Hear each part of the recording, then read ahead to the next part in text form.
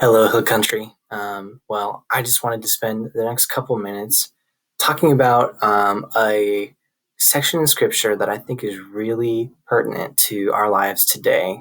It comes out of Mark chapter 5, and it's about the story of the woman who had a bleeding condition, and she had faith in Jesus. But really quick, I just wanted to read through it. It says that a large crowd followed and pressed around him. This is Jesus. He was growing in popularity at this time, and by this time there was people pressing in on him in the streets. It says a woman was there who had been subject to bleeding for 12 years. And she suffered a great deal under the care of many doctors who had spent all she had, and yet instead of getting better, she got worse. But when she heard about Jesus, she came up behind him in the crowd and touched his cloak because she thought, if I touch his clothes, I'll be healed. And immediately her bleeding stopped, and she felt in her body that she was freed from her suffering. So, to give a little bit of context in the situation, this woman she would be more of a social outcast than anyone else. She probably didn't have, it says right there, she didn't have any money. So, it was important that obviously that she got the healing, but it was important that she stepped out into the crowd. This isn't some person who would normally step into a crowded place where people would probably, if they knew about her, they would think she's unclean. They wouldn't want to touch her. They wouldn't want to be around her. Just think about that feeling of when someone maybe that you don't really like is getting a little too close to you. They're getting in your bubble. That's kind of the social experience that she had. No one wanted to be around her at all. And yet she, in faith, went into this crowd. And then it says, at once Jesus realized that power had gone out from him. He turned around in the crowd and asked, who touched my clothes? Now, of course, he knew exactly who touched his clothes. This is what the disciples said.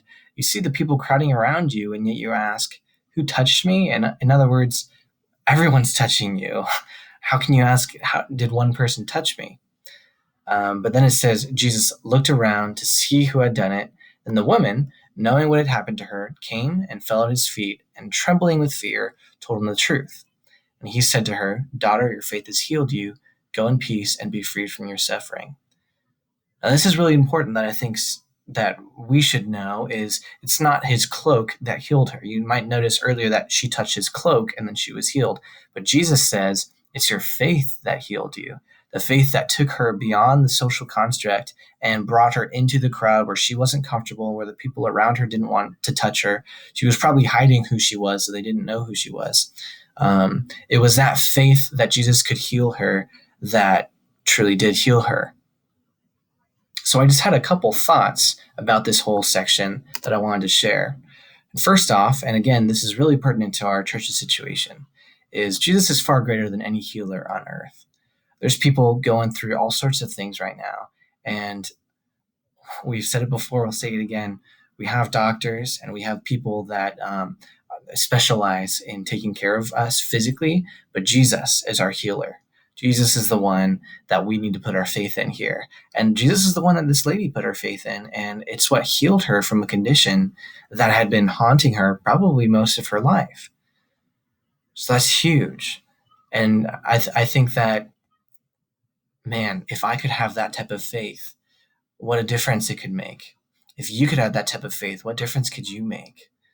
That's the type of question that I ask myself when I see this story in Mark chapter 5.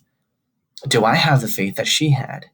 And I really think that if we take that to heart, we'll make a big difference in our world and even just in our little community, in our little church.